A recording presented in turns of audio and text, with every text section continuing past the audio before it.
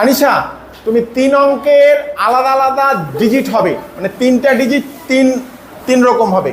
তুমি একটা 3 অঙ্কের সংখ্যা লিখো, প্রত্যেকটা অঙ্ক যাতে আলাদা হয়। হয়েছে? এবার সংখ্যাটাকে উল্টে দাও। উল্টে দিয়েছো? বড় সংখ্যাটা থেকে ছোট সংখ্যাটা বিয়োগ করো।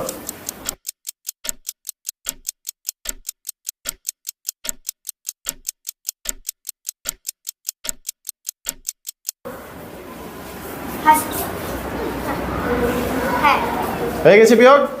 আচ্ছা, বিয়োগের শেষ অঙ্কটা বলো তুমি। 9। শেষ অঙ্কটা 9? তাহলে প্রথম অঙ্ক 0? তাহলে হচ্ছে উত্তর 99?